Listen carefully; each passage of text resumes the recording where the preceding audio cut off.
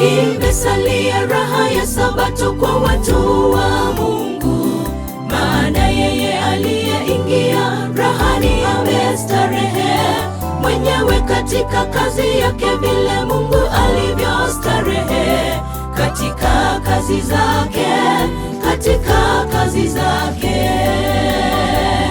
Imesalia raha ya Sabato kwa watu wa Mungu, maana yeye aliyeingia rahani amestarehe mwenyewe katika kazi yake, vile Mungu alivyostarehe katika kazi zake, katika kazi zake. Sabato ni ishara takatifu kati ya Mungu na wanadamu. Tuje mbele zake kwa heshima, unyenyekevu na kicho, tumwabudu Mungu wetu alivyoagiza mwenyewe katika Sabato yake, tustarehe kabisa.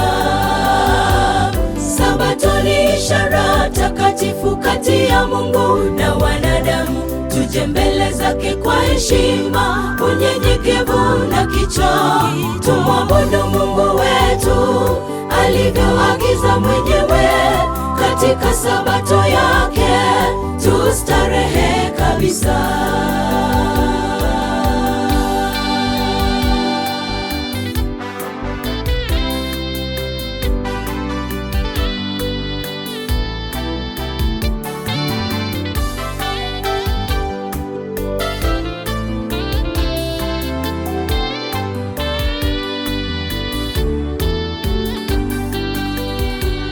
Ndugu waalikwa, uingie katika raha ya Sabato, maana itakuwa mwezi mpya hata Sabato mpya.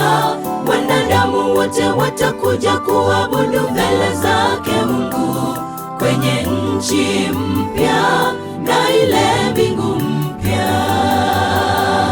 Ndugu waalikwa, uingie katika raha ya Sabato, maana itakuwa mwezi mpya hata Sabato mpya. Wanadamu wote watakuja kuabudu mbele zake Mungu kwenye nchi mpya na ile mbingu mpya. Sabato ni ishara takatifu kati ya Mungu na wanadamu.